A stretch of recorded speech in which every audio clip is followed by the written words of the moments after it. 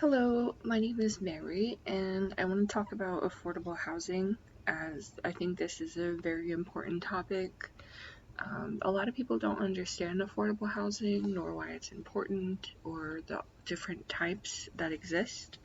So I'm just going to briefly get into that in this video. Okay.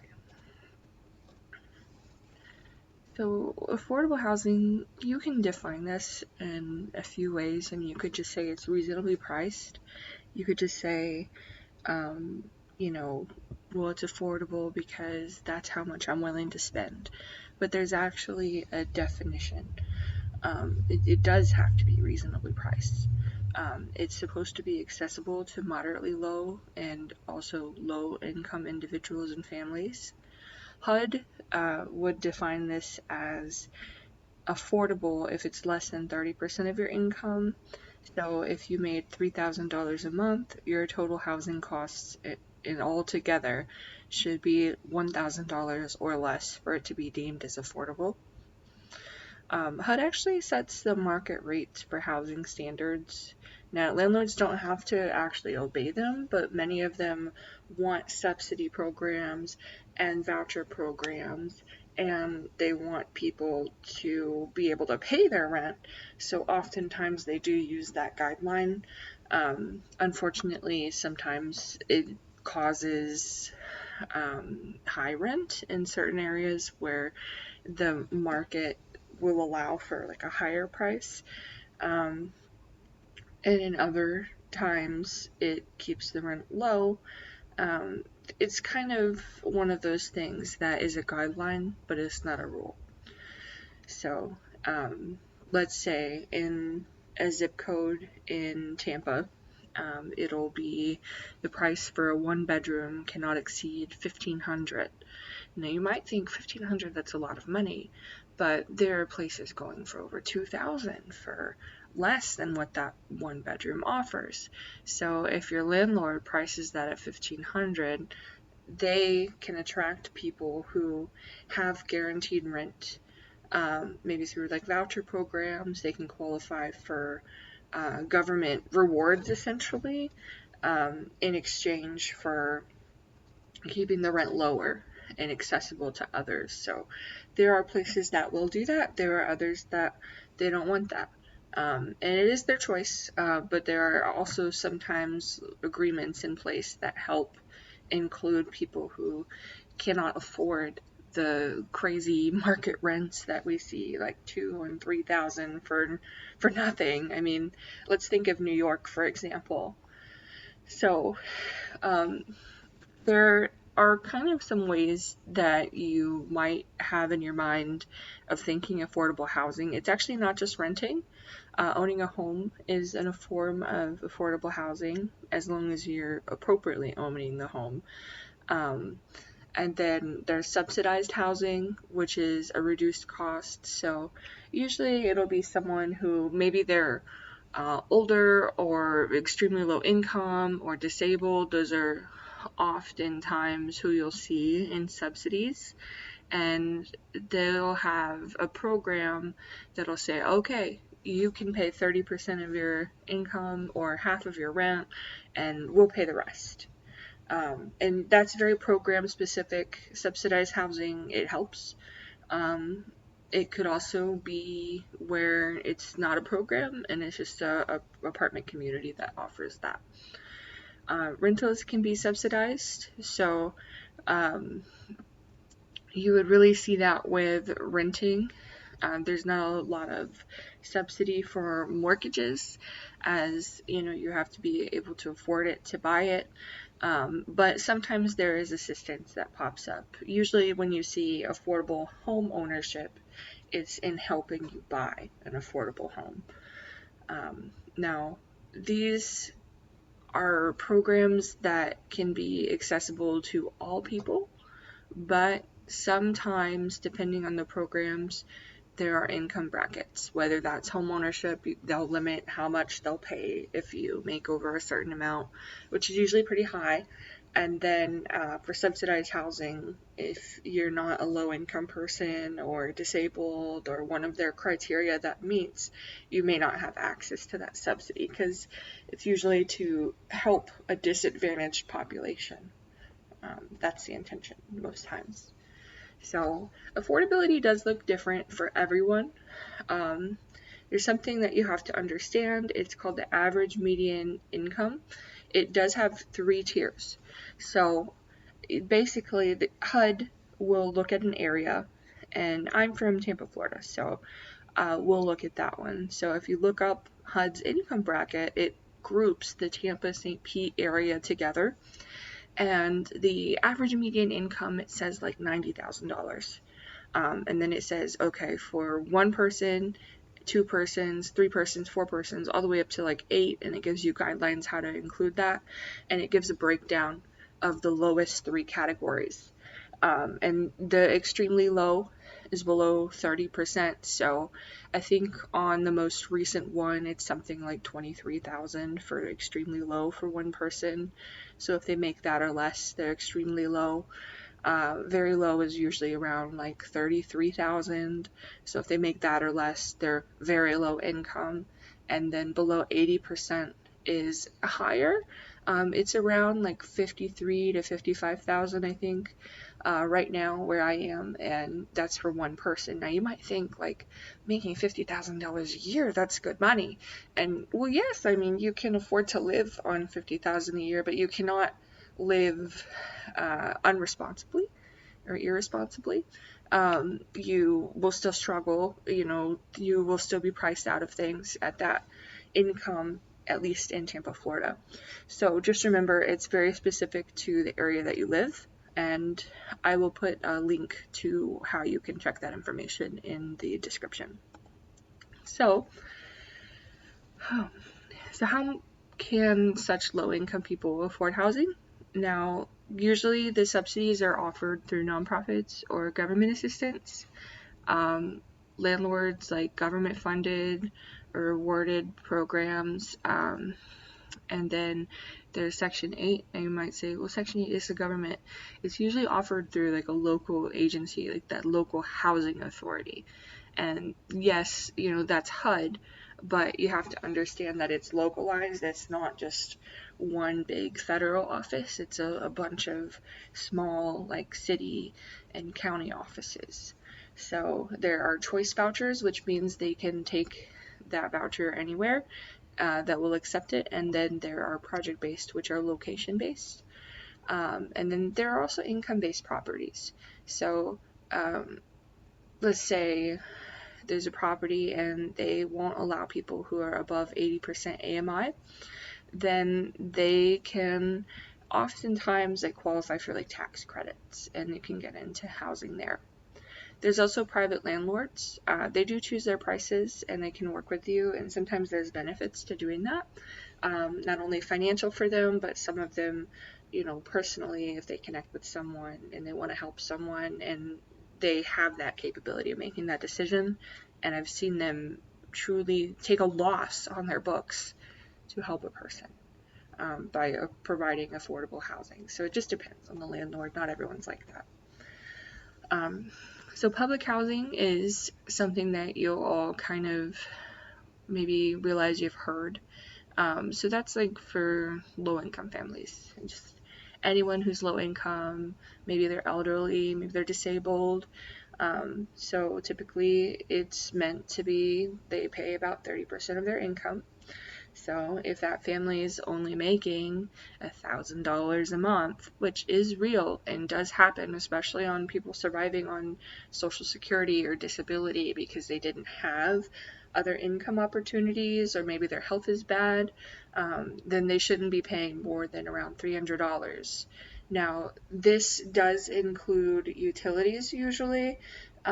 Some places will include that in their calculation, so maybe their rent will be knocked down to $200. This is not everywhere, of course, but sometimes they'll have to pay utilities on top of that, or if it's included in the rent, they might have a little higher portion, maybe 40%. So there are programs that allow people to pay $0 to $50 based on extremely, extremely low income. Usually you'll see that with Section 8. And then sometimes they have utility assistance, so they might credit the bill so much. So someone could be getting utility assistance from a program locally. LIHEAP is pretty popular, and then they could also be getting subsidized rent.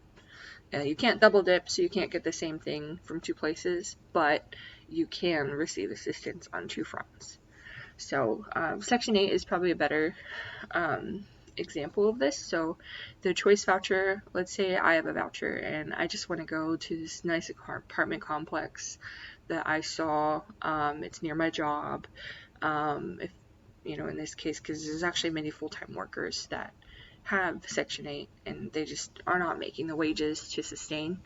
So if they'll take the voucher, I'll then be responsible for 30% of the income, and then the government agency, HUD, will pay the remainder from the housing authority. And they have a HAP contract that outlines that information. But what you need to know is the landlord can still charge full price for the rent. So if it's $1,500 and I'm only paying, I don't know, $500, then HUD is going to pay the rest of that. They're going to pay that $1,000. It depends on what they've agreed to. And it does have to be price reasonable per HUD, which brings me back to that market rate standard they set. So now people could pay $0 to $50. So you don't see $0 often, at least I haven't.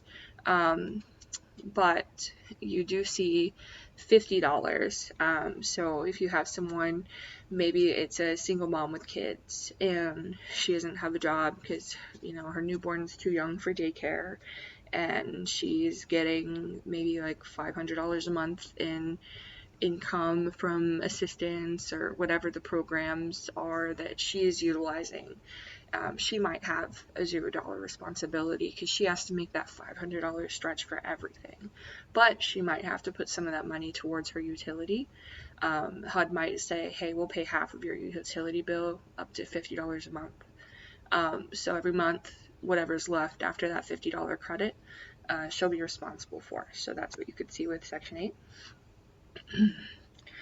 Low-income housing tax credits are what you will see developers using. So basically, to get people to continue to build affordable housing in our private housing market, there are tax credits, there's incentives. So normal renters can live there, but usually there's maybe like units depending on the size. So maybe there's 15 units for extremely low people, or there's 15 units for just low, and they might hold even a few units just for veterans, things like that. It just depends on what their incentives are and what their contracts are, but this is really good because it gives low-income persons access to housing in the community, and it's not location locked. So and while it's benefiting a person, it's also helping landlords keep costs down, because maybe they've been relieved of taxes or they might have gotten remodeling assistance.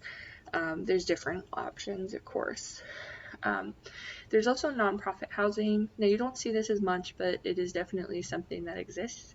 Nonprofits can build and manage their own affordable housing. Oftentimes, you'll see them take the low-income route. So, but they are not looking to be driven by profit. The nonprofits have a responsibility of how they handle their funds, where they are not looking to just make their gains. Now, sometimes you'll see nonprofits associated with housing corporations, and maybe then they have a profit margin, but they do it to keep both of their doors open.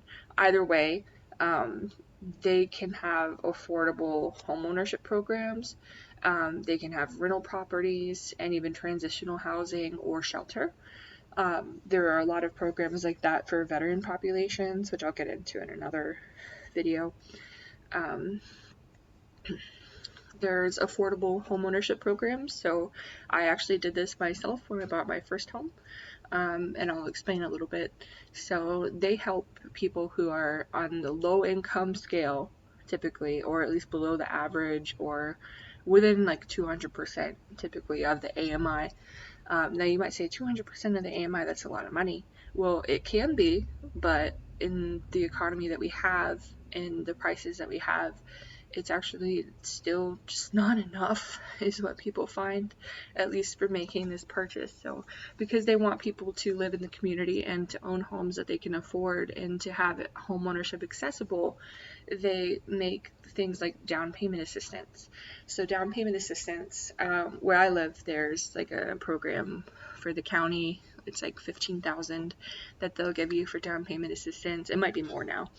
And they'll forgive it after 5 years of living in the home, as long as you don't sell or refinance and you stay in for that 5 years. They will let you, write off that 15,000. It's a grant essentially instead of a loan, but it'll look like a loan for the first 5 years. As some of them are loans, but it's best to do the forgivable options. Otherwise, if it's a loan, it'll usually be a 0% second mortgage that'll sit until you sell or refinance or until you pay off your home. So it's good because it's 0% interest, which means you're not getting a 30-year mortgage and then 30 years of interest on $15,000. That would be insane. Some of them have different stipulations, but I encourage people to definitely look at the forgivable options. But when I bought my first home, I had my down payment assistance forgiven after living in the home for 5 years, and now I can sell or refinance my home, and I have no obligation to that $15,000 that I was assisted with. There are costs to enter, so you have to be able to put so much money down. It's not like 15%. Usually it'll be like $1,000 or $2,000, or 1% of the home. And they tell you all of this. There's actually an education course. They have a process. They can't just throw people into the most expensive purchase of their life and then leave them high and dry, knowing nothing. Like, there's education involved. They, teach you how to look at a home, teach you how to inspect a home, not professionally or in a licensure level, but to see if something is wrong in your home, because you're no longer, as a homeowner, able to just call the maintenance guy and then he fixes everything. It's on you, and you have to be prepared for that. So that's why you usually see people with just like lower income, but not extremely low in this process. But it is accessible because now Section 8, after a year, you can use your voucher towards a mortgage. So if someone's been on Section 8 and then they eventually qualify to buy a home, they can use their assistance towards a mortgage, because then that person is basically bettering their opportunities at the same program benefit. So that's kind of what affordable homeownership looks like. There is inclusionary zoning. This I'm not familiar with as much as like the rentals, but basically what it is that some cities or counties, they'll say, hey, private developer, if you want to build here, you have to include in your crazy fancy apartment community a portion of your units as affordable, because we need to include others. So this helps make sure that affordable housing is built alongside the market rate housing. So this can help prevent people from being priced out of an area or unable to access an area. So that's just a way that the local government can help maintain affordable housing, being inclusionary of all people in an area. There's a lot of barriers to entry though. So these are the things that I think are the most major barriers, and then I'll talk more about the more, I think, formal barriers that people would acknowledge. So as someone who works in case management and social services, I believe that knowledge of these programs is one of the worst barriers to entry, because so many people don't know that affordable housing exists, and also the availability. And so availability, sometimes there are wait lists, but it's not like how people say, oh, you'll be on that wait list for 2 years or something like that. No. It actually can be available immediately. It depends. Sometimes you have to shop around locations, and my local housing authority has a list of like 30 different complexes. And so, yeah, you might have to make a few calls, but units do come available. Senior communities come available. You know, people pass away of old age and health complications, and housing does come up. It's not as waitlist locked as people seem to say. There are income qualifications, so some people make too little to afford maybe home ownership or certain income-based projects, and they might need that Section 8 option, but that's not always available to them. But then there are other people who make too much money, so you might have someone who makes enough money they could sustain on their own, and they could be priced out of some affordable housing options, but they could have access to maybe a home ownership program. Maybe they won't get the full 15,000, maybe they'll get 10, but there's still assistance available for a lot of people, and affordable housing helps keep costs down for everyone. So the applicant background exclusions, this is like your history, like criminal history or eviction history or bad credit. So some places, they don't want to accept people who are felons. They don't want to accept people who are maybe, I don't know, they've had an eviction in the past. That's a popular one. If there's an eviction in the past or in the maybe recent, like 7 years, they just absolutely will not consider them. But there are other places that will, like private landlords, they're more likely to accept. Let me see. So, location to other resources. So, if you're out in a rural area, you might not have access to the bus to get you to your employment, to get you to your social services appointments, the programs that are helping you. So, sometimes affordable housing is not accessible because of the location. So, talking more about barriers, there's high demand and limited supply, so oftentimes there is more need for affordable housing than what's available. So you can see that in New York, where they have often like a lottery, I want to say. And so people are waiting for a long time, and there's just so many people that they're drawing names from a lottery, and that can be extremely extremely challenging. But there are rising housing costs too. So what you see happen is the rent spikes up and the wages do not often keep pace. So this makes a gap for people, and it makes it difficult for families and individuals to afford rent or to buy homes. So what we've seen in my area is the price of homes went up extremely. And I mean, it's nothing like New York and Canada, but it is a lot more. I wouldn't have been able to afford my home if I did not buy it when I bought it. I was very lucky that I bought before the pandemic. And other people, they have found that since the pandemic ended, we've seen prices going up and up and up. But that, of course, can change over time. So there is typically a lack of funding for programs. So affordable housing programs typically are underfunded. This means that less people can access the program. So let's say a nonprofit has a subsidy program, but they only have maybe 10 case managers, and every subsidy program participant has to be assigned to a case manager. It's usually typical that they might have, I don't know, 25. That's kind of high actually for most programs. Let's say they have 25 cases, then only 250 people in that community can benefit from that subsidy at a time if they're maxed out. I mean, and only, if they had 50 cases, only 500 people can benefit from that. And you have to think there's thousands of people in cities. There's thousands of people in counties, it becomes harder to access because it's just not able to meet the need of everyone, and then you have people waiting. There is also discrimination and bias. So people who are marginalized, maybe they're LGBTQ, maybe they're from, um, I don't know, a background like African American, and they might face some hardship because sometimes people don't want to rent to them because they don't like them. And it's disgusting that that exists, but it does happen.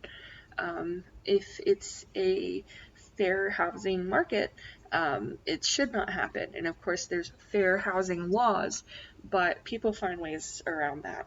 And then, of course, there's the stereotype. I'll give an example. I had a landlord ask me if a client was from a certain race. He said, "Is this person, what's her race?"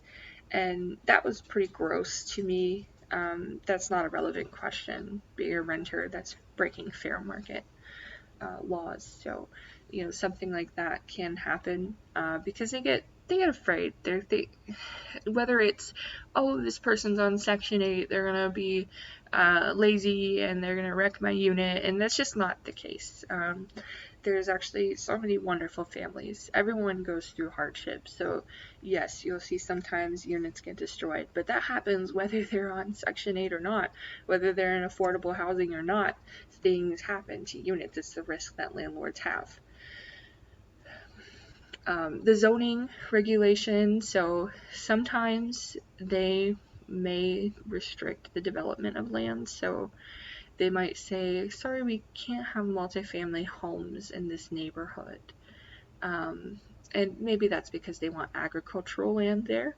Sometimes there's good reasons, but still, if there's no multifamily homes, it's less likely affordable housing will be able to get into that area, because affordable housing is often seen in multifamily homes. It doesn't have to be. It could be, um, you know, it could be an actual home, like a single family home. There are people who have that under affordable housing programs. Actually, many of my clients do.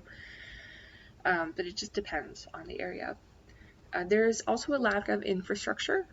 So affordable housing can be built sometimes in areas that are less accessible to jobs, maybe like more rural areas. And then, they can't get on the bus and they can't get on the subway and then they can't get to work, and then they maybe lose that job. And then, they could lose their housing. So that can cause some issues as well.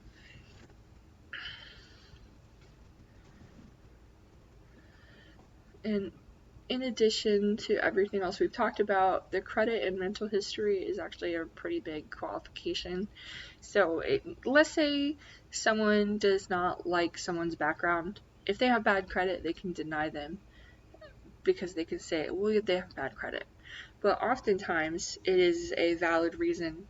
Um, it's the credit and rental history. So property management companies will say no one here can have an eviction, no one here can have under a 500 credit score.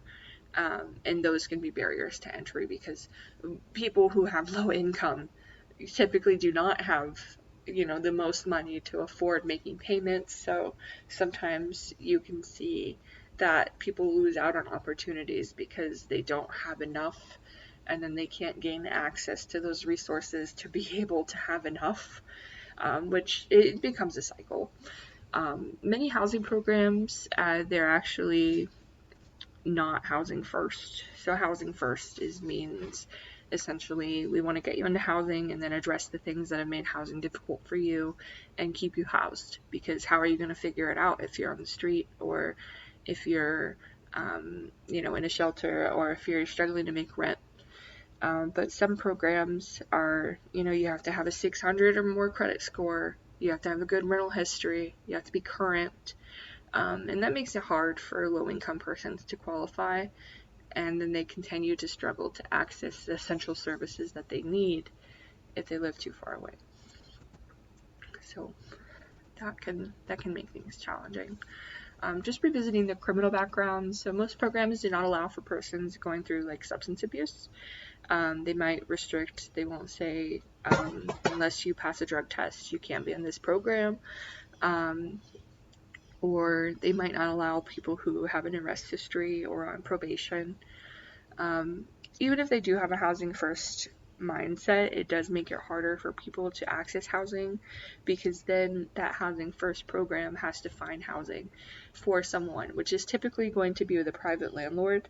But this puts them at risk to re-enter unhealthy lifestyles. I mean, they could become homeless. They could worsen their situation. They could repeat offend if they're someone who maybe has stolen to make ends meet. And it continues to become a cycle.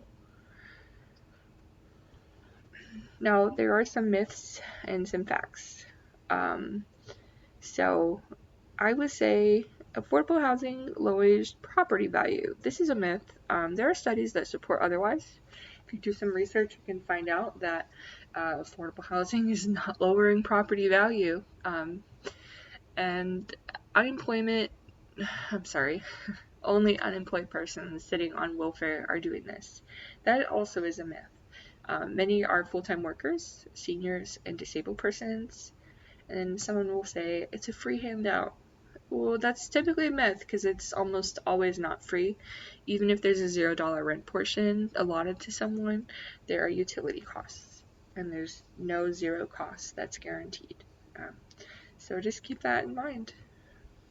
But thank you for hearing what I have to say about affordable housing. I hope to explain further and clarify on these topics, because I realize looking into the community that there's not information on programs like Rapid Rehousing or SSVF or